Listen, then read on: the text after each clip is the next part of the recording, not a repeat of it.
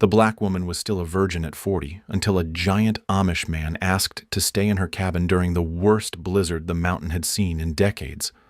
"Please, miss," the towering stranger pleaded through howling wind, his broad frame filling her doorway completely. The spinster herbalist had endured years of cruel whispers from valley folk who deemed her too strange, too educated, too stubborn for any decent man's consideration. They assumed she'd die alone in that isolated cabin, forgotten and childless. But this mysterious traveler carries legal documents that will transform her from unwanted outcast into the territory's most pursued woman, if she can navigate the dangerous choice between a marriage of convenience and genuine love. The giant's arrival sets forces in motion that will expose deadly secrets lurking beneath her community's surface, secrets that could destroy them both. Will accepting his shelter lead to her salvation or ultimate ruin? Before we continue, comment where you are tuning in from. Perhaps we will publish a story there. Temperance Blackwood knelt in her herb garden as the first whispers reached her ears. The morning air carried voices from the valley below, like poison on the wind. 40 years old and still alone up there. Ain't natural for a woman to live like that. My mama says she talks to them plants like they're people. She pressed her fingers deeper into the rich soil. The chamomile needed harvesting before the storm hit. Dark clouds gathered over the mountain peaks like an omen. The walk to town brought more of the same. Mothers pulled their children closer. When she passed, store owners watched her with suspicious eyes. At Henley's General Store, the price of flour had somehow doubled since last week. "That'll be $6, Henley said without meeting her gaze. Temperance placed the exact coins on the counter. No point in arguing. She needed the supplies more than her pride. Outside the store, widow Cordelia Hatcher held court with 3 younger women.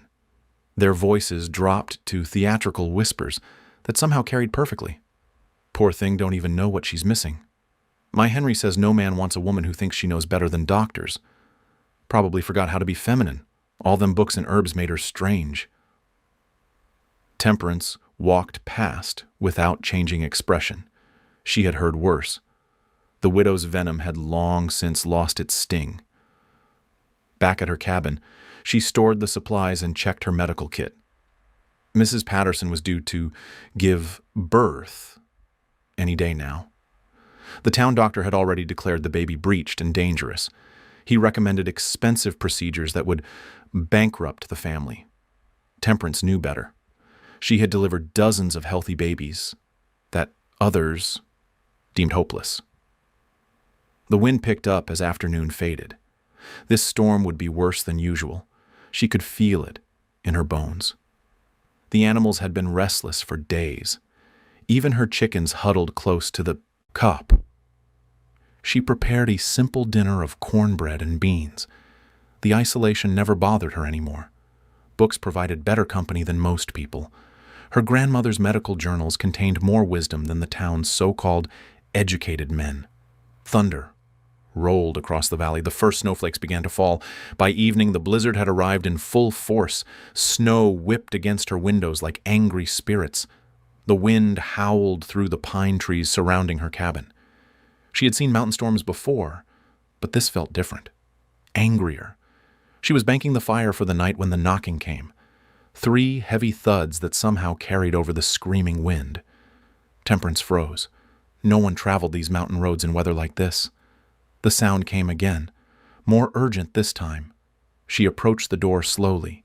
Her shotgun leaned against the wall nearby, but something held her back from reaching for it. "Please, miss."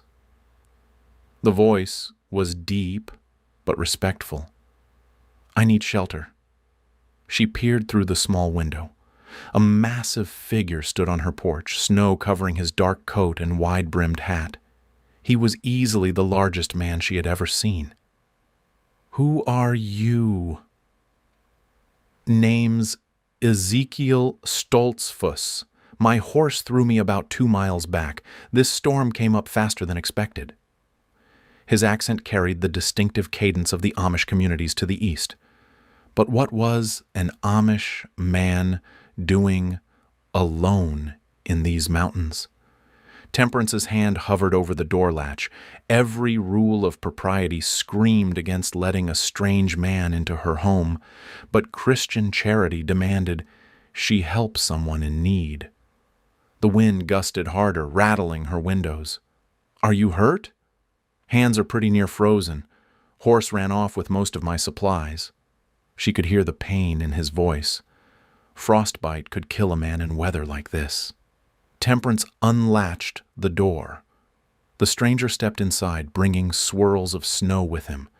He was even larger than she had thought. His shoulders nearly filled her doorframe.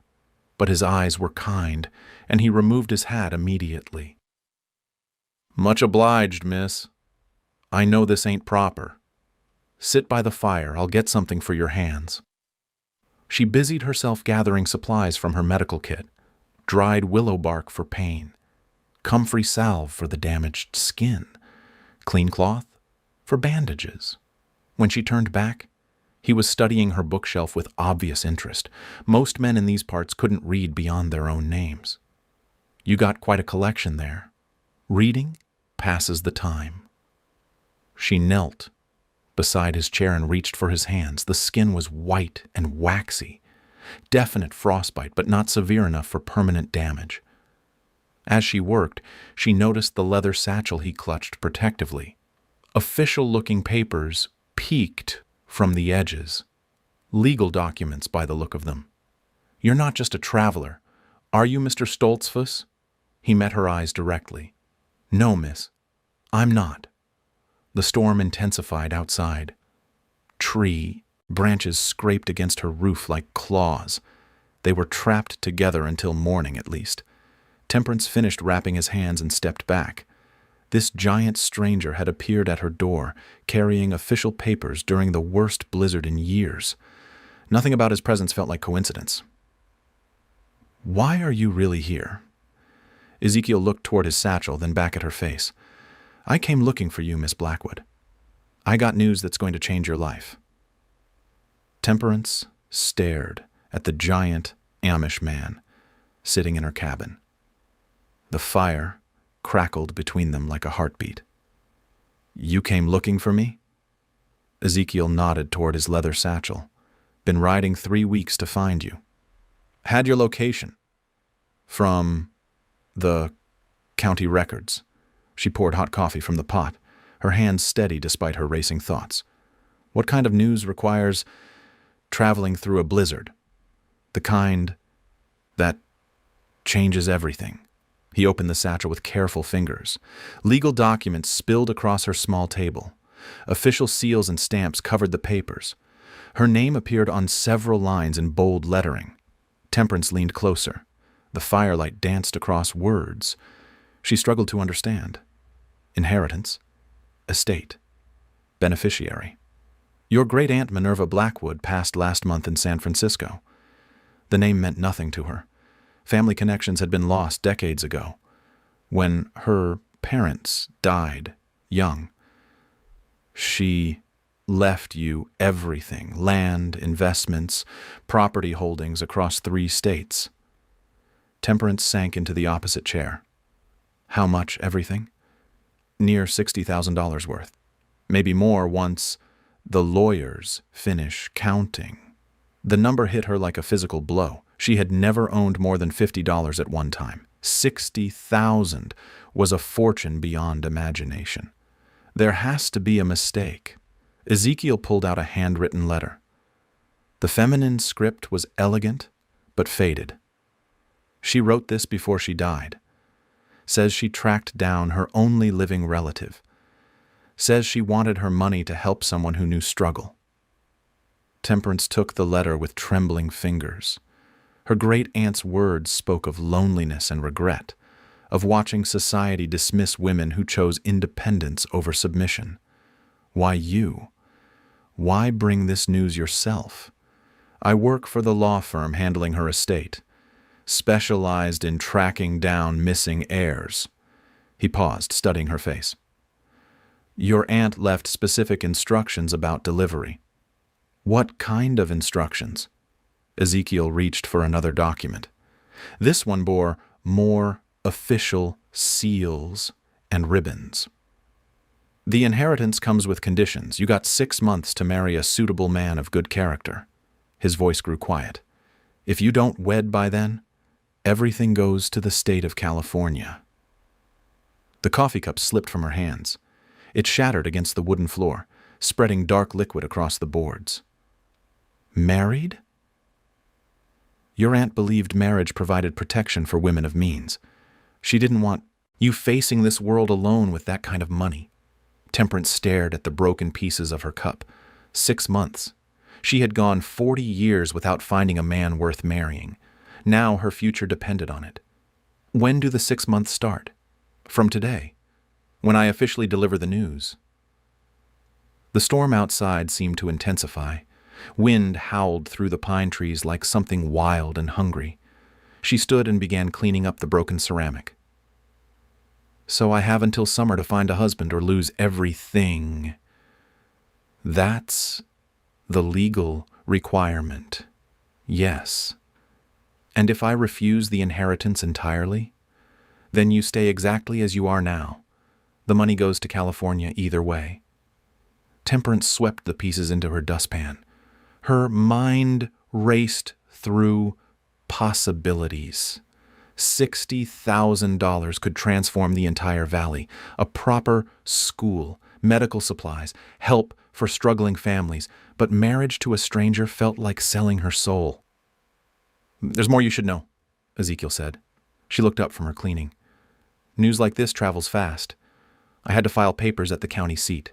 Clerk's office, land records, inheritance court. He met her eyes. By tomorrow, every bachelor within 100 miles will know you're suddenly worth marrying. The implications hit her immediately. Men who had never given her a second glance would come calling, not for her mind or character, but for the fortune that now bore her name. How do I know which ones are genuine? That's the real challenge, isn't it? She finished cleaning and sat back down. The fire had burned lower while they talked. Outside snow continued to pile against her windows. What kind of man did my aunt consider suitable?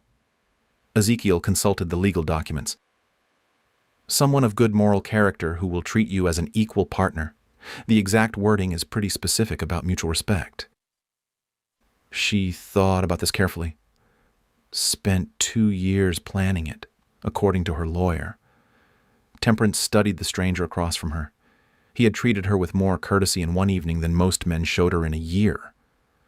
Why stay to explain all this? You could have just delivered the papers and left. Your aunt paid me to make sure you understood everything completely and to answer any questions about the legal process. How long will that take? Few days, probably. Maybe a week if the storm keeps up. She glanced toward the single bed in the corner of her cabin. 1 room, 1 bed, an unmarried man and woman trapped together by weather and circumstance. People will talk. People always talk. Question is whether you care more about their opinions or your future. The fire popped, sending sparks up the chimney.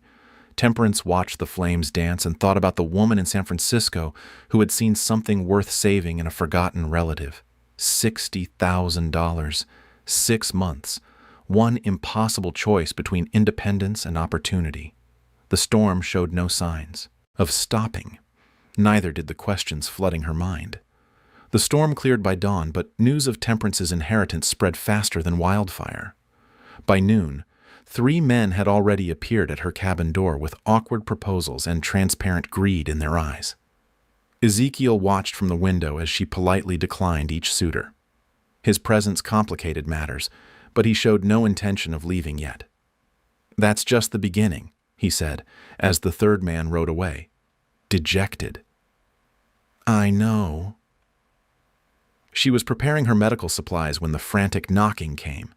Mrs. Fletcher stood on her porch, tears streaming down her weathered face. "It's Timothy. He's real sick and getting worse." Temperance grabbed her kit without hesitation. "What are his symptoms?" "Fever, vomiting, can't keep nothing down. Dr. Weatherby gave him medicine 3 days ago, but he's only gotten sicker." They rode to the Fletcher homestead in tense silence. Ezekiel followed without being asked, sensing the urgency.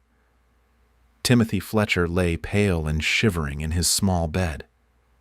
The 8-year-old boy's breathing was shallow and labored. His skin had a grayish tint that made Temperance's stomach clench. She knelt beside him and began her examination. His pulse was rapid and weak. His pupils were dilated despite the dim light. Small red spots dotted his arms and chest. When exactly did Dr. Weatherby treat him? "Tuesday morning. Gave him a tonic for stomach troubles." Temperance frowned. The symptoms didn't match any stomach ailment she knew. This looked more like poisoning. "What color was the medicine?" "Dark green." "Tasted bitter," Timothy said. She opened her kit and began mixing a gentle emetic from dried herbs. The boy needed to purge whatever was making him sick. "This will make him vomit. But that's good. We need to get the poison out." "Poison?" Mrs. Fletcher gasped. "Something toxic is in his system. Could be accidental. Could be the medicine itself." Ezekiel moved closer to watch her work. She prepared the emetic with practiced efficiency, measuring each herb with precision. "Where did you learn to do this?" "My grandmother taught me before she died. She delivered babies and treated sickness for 40 years. She carefully administered the mixture to Timothy. Within minutes, he was retching violently into a basin. The fluid that came up was the same dark green as the medicine. "That's not normal," Mrs. Fletcher whispered. Temperance studied the vomit with clinical detachment. The color was wrong. The smell was wrong. This wasn't any legitimate medicine she recognized. "Has Dr. Weatherby treated other children recently?" "The Morrison boy last week. Little Sarah Jenkins the week before that." "Same symptoms?" "Now that you mention it, yes. Both got real sick after his treatments." A cold dread settled in Temperance's chest. 3 children, all with identical symptoms after seeing the same doctor. She prepared another mixture, this one to neutralize toxins and support Timothy's liver. Activated charcoal from burned willow bark, milk thistle for liver protection, clean water to prevent dehydration. This will help his body process whatever made him sick. As she worked, Ezekiel asked quiet questions about her methods. His legal training made him naturally curious about evidence and patterns. "You really think the doctor poisoned him on purpose?" "I think something in that medicine is making children sicker instead of better." She spent the next hour monitoring Timothy's condition. Slowly, his color began to improve. His breathing grew stronger. The red spots started to fade. "He's going to be fine," she told Mrs. Fletcher, "but keep giving him clean water and this herbal tea every few hours." "What about Dr. Weatherby? Should we tell him what happened?" "Let me think about that first." They rode back to Temperance's cabin as the sun set behind the mountains. Ezekiel was unusually quiet during the journey. "You saved that boy's life today." "Maybe. We'll see how he does overnight." "You don't take compliments well." She guided her horse around a fallen branch. "Compliments don't mean much when children are getting poisoned." "You really think it's deliberate? 3 children with identical symptoms after seeing the same doctor? That's not coincidence." Back at her cabin, she pulled out her grandmother's medical journals. The old woman had documented every case she treated, every remedy she used.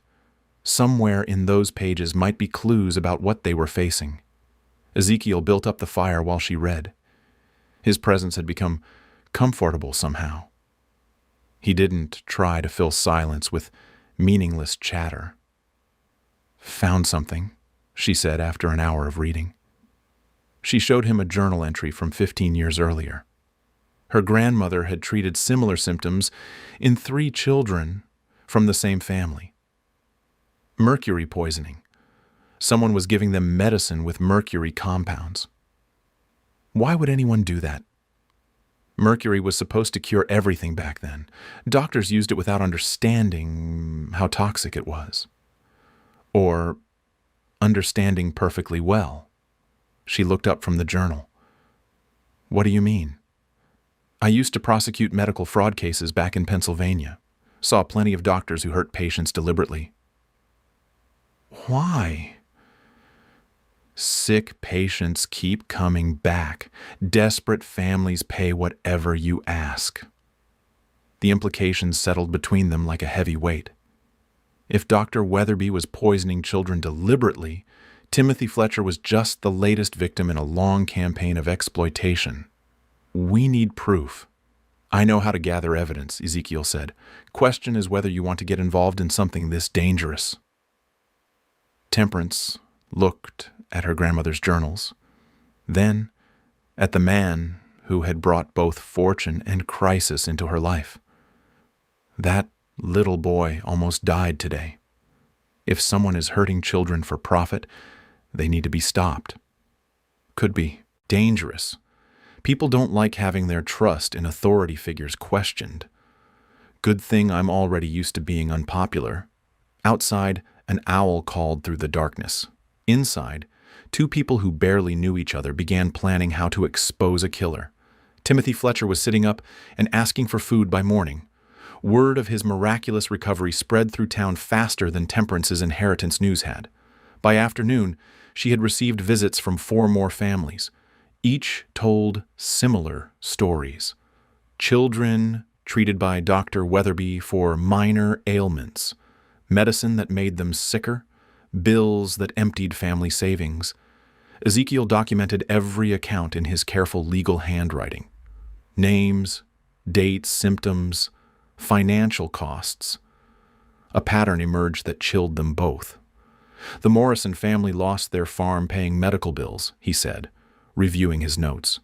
The Jenkins sold their livestock. Mrs. Patterson pawned her wedding ring. They spread the documents across her kitchen table. 12 families affected over 2 years. Always children. Always expensive treatments that failed to cure. "He's targeting the most vulnerable patients," Temperance observed, and the ones whose families will pay anything to help them. Dr. Weatherby's practice had grown increasingly profitable during the same period. He had purchased new equipment, expanded his office, bought a larger house on Main Street. "We need samples of his medicine.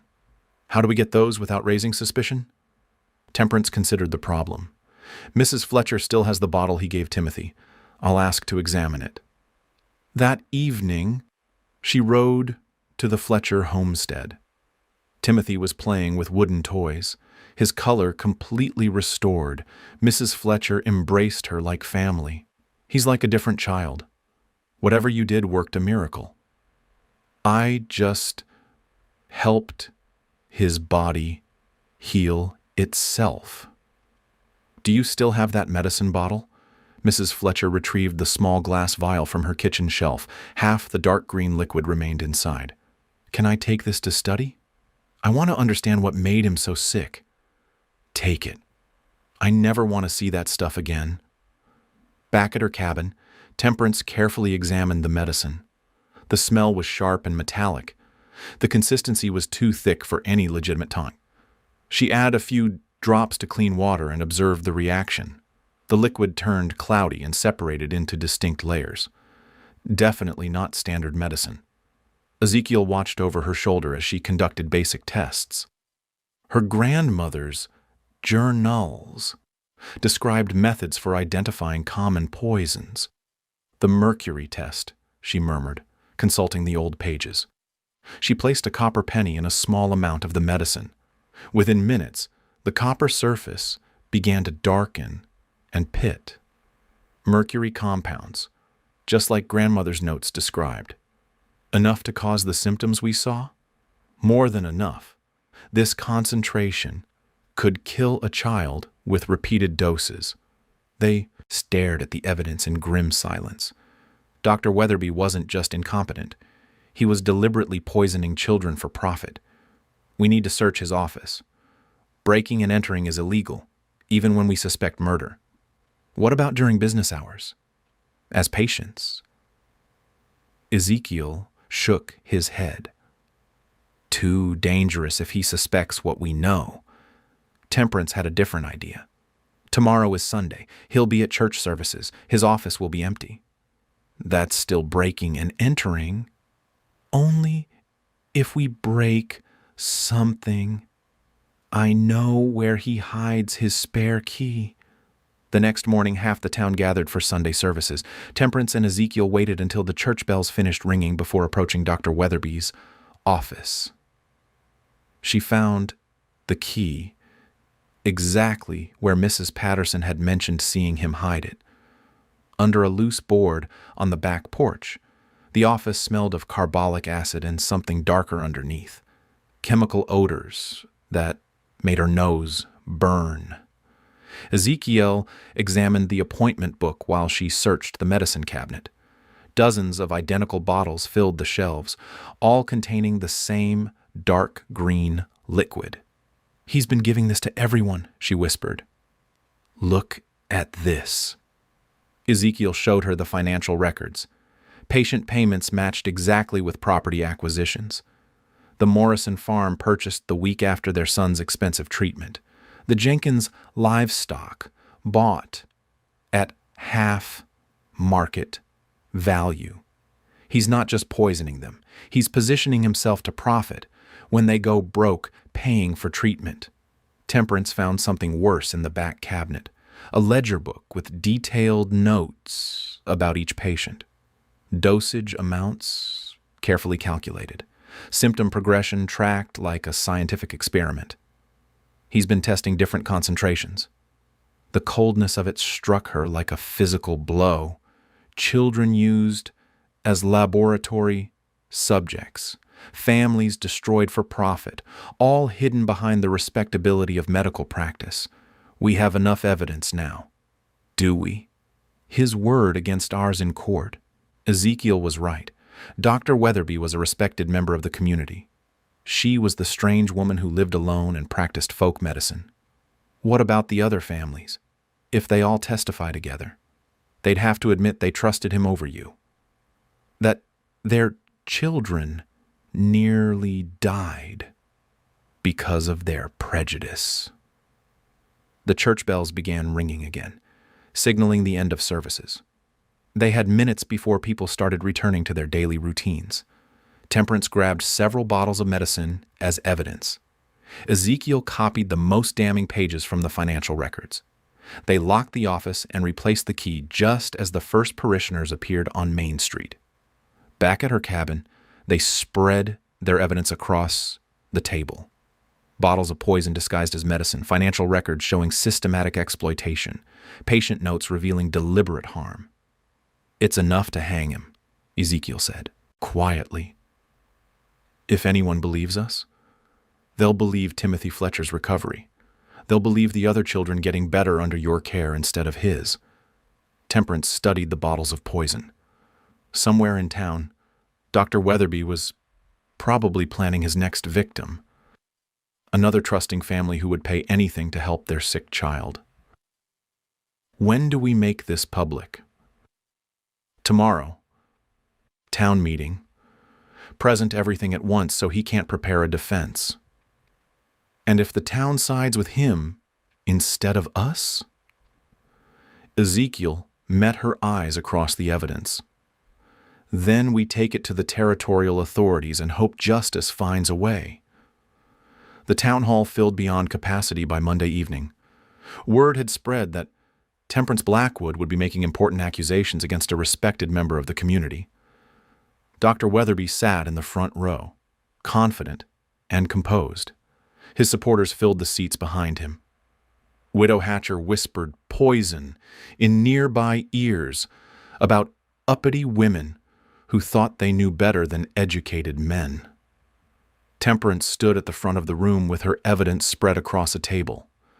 Bottles of dark green medicine caught the lamplight like malevolent jewels. 3 weeks ago, Timothy Fletcher nearly died from medicine this man prescribed. Murmurs rippled through the crowd, some supportive, others skeptical. That boy had stomach troubles, Dr. Weatherby interrupted. Miss Blackwood's interference could have made things worse. Timothy is alive and healthy because she helped him, Mrs. Fletcher called out from the back. Temperance held up one of the medicine bottles. This contains mercury compounds in toxic concentrations, enough to cause organ failure in children.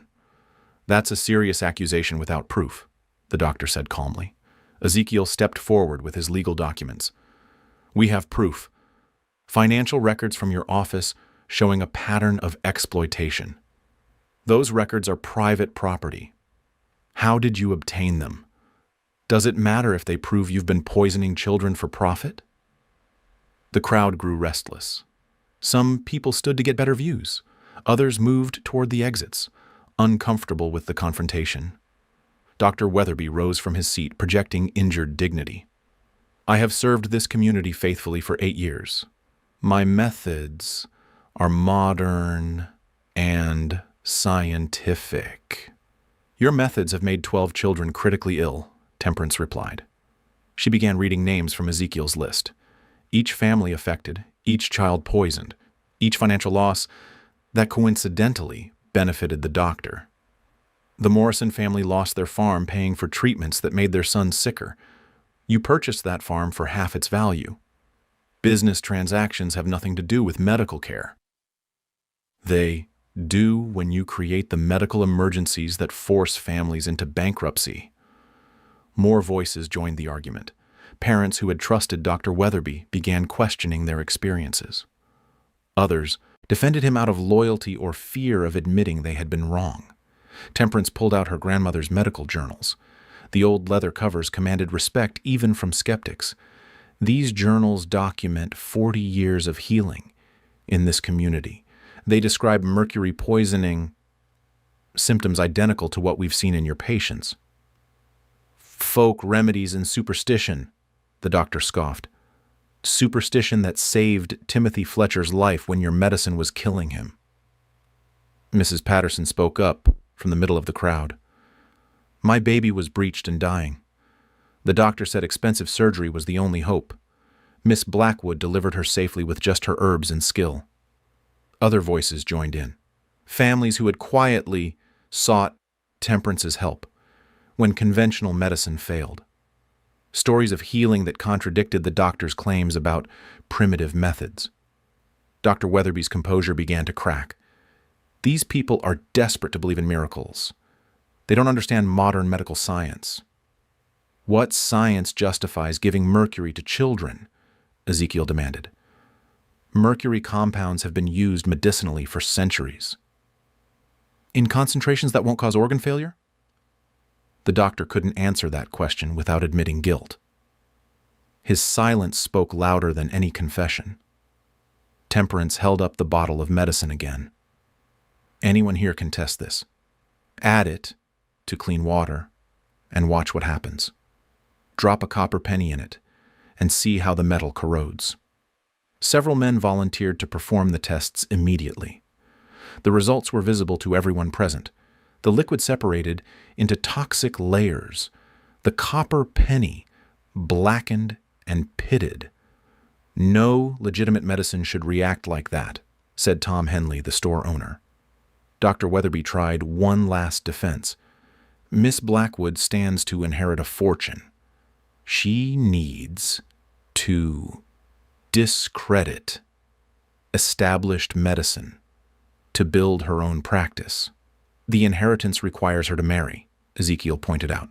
It has nothing to do with medical practice. How convenient that you're here to defend her interests. I'm here because I've spent years tracking medical fraud across 3 territories. You fit the pattern perfectly. The revelation stunned the crowd into silence. Ezekiel had been more than just a traveling legal clerk. He was an experienced investigator with specific expertise in medical crimes. "You've done this before," Temperance said, understanding finally clicking. "Pennsylvania, Ohio, Kansas. Always the same method. Poison children, bankrupt families, acquire property cheap."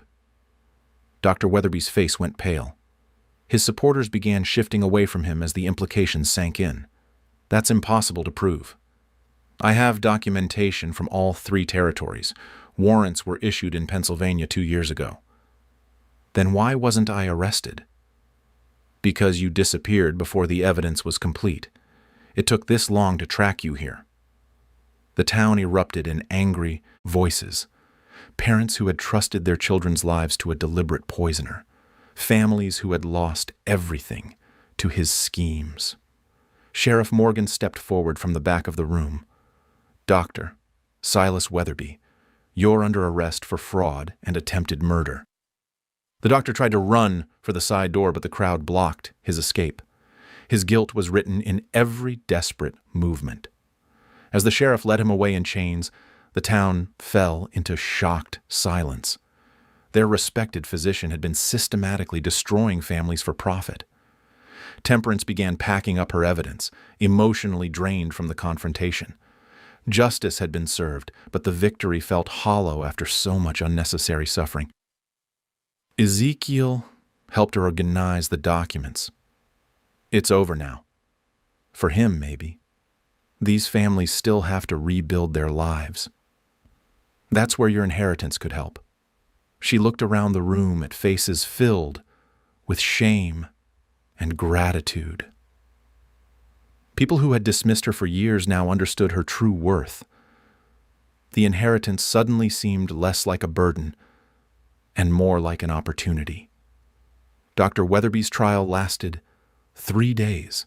The evidence was overwhelming. Testimony from affected families filled the courtroom with stories of suffering and financial ruin. The judge sentenced him to 20 years in territorial prison. His assets were seized to compensate victims. Justice had been served, but the healing would take much longer. Temperance stood in the empty courtroom after the verdict, feeling the weight of vindication and responsibility equally. "You did the right thing," Ezekiel said beside her. 12 families lost everything because people wouldn't listen to the strange woman on the mountain. Those same people are listening now. The town had indeed changed its attitude toward her. Mothers who once pulled their children away now sought her medical advice. Men who had ignored her existence now tipped their hats respectfully. But the transformation felt hollow without meaningful action behind it. Back at her cabin, she spread her inheritance papers across the kitchen table. $60,000 could rebuild what Dr. Weatherby had destroyed. It could also create something entirely new. "I know what I want to do with the money." Ezekiel looked up from his legal documents. "Tell me." "A school. A real school with books and supplies and teachers who believe every child deserves education.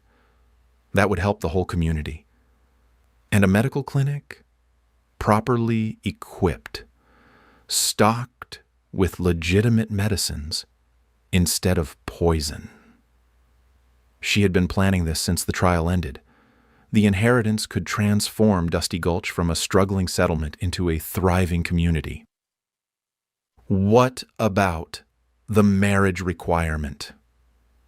The question hung between them like morning mist.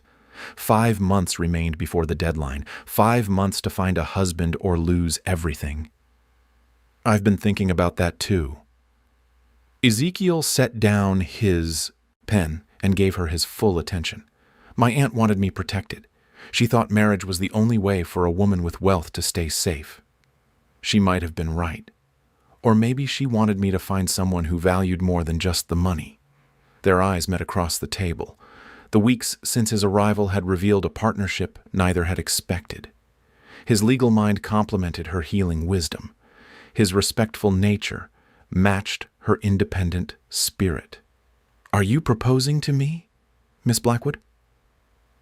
"I'm suggesting we consider a partnership. Equal partners in all decisions. The inheritance used for community benefit, not personal luxury. That sounds like a proposal. She smiled for the first time since the trial ended. Then I suppose it is. Ezekiel stood and moved around the table to kneel beside her chair. Temperance Blackwood, would you do me the honor of becoming my wife and partner in all things? Yes, Ezekiel Stoltzfus. I would be honored. Their engagement announcement caused another stir in town, but this time the reaction was celebration rather than gossip. The woman who had saved their children was marrying the man who had exposed their tormentor. Wedding preparations began immediately. Temperance insisted on a simple ceremony at the new church site. The building fund had grown substantially since her inheritance became public knowledge. 2 weeks before the wedding, she received unexpected visitors. Mrs. Fletcher arrived with Timothy and 3 other families whose children had been poisoned. We wanted to thank you properly, Mrs. Fletcher said. And to give you this, Timothy added, holding out a hand-carved wooden box. Inside lay a collection of items from each family, a silver thimble from Mrs. Patterson, a hand-embroidered handkerchief from the Jenkins family, small tokens of gratitude from people who had learned to value substance over appearances. We also wanted to ask about the school plans, Tom Henley said.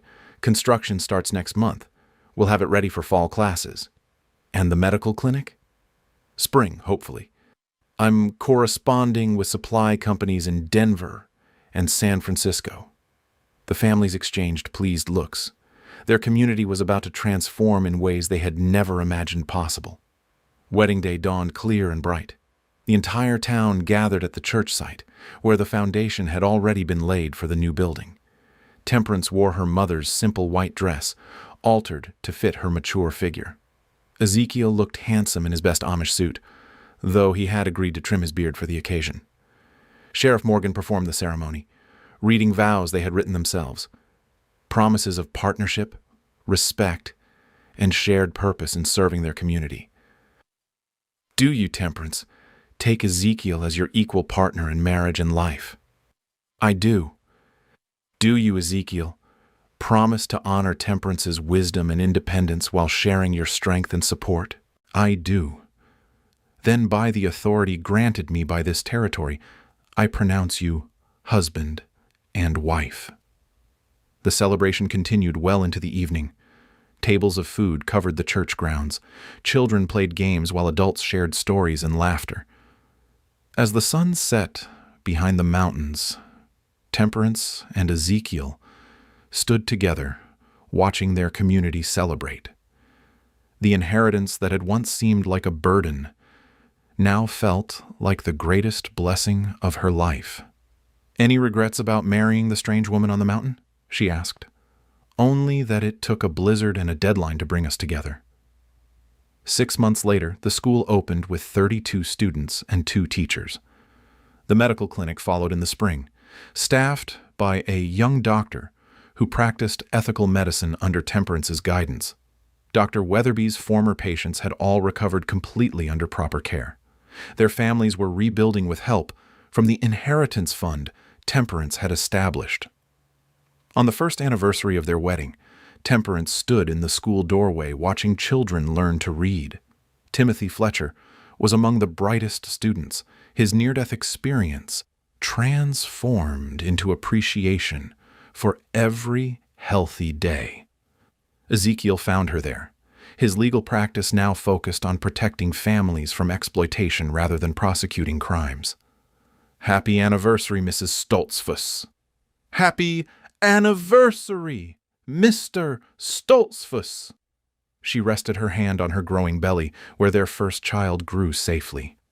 The strange woman who had lived alone at 40 was now the heart of a thriving community, surrounded by love and respect she had earned through dignity and service. The inheritance had given her the means to transform lives. Marriage had given her a true partner. But the real treasure was the community that had learned to value substance over appearances, wisdom over prejudice and healing over harm.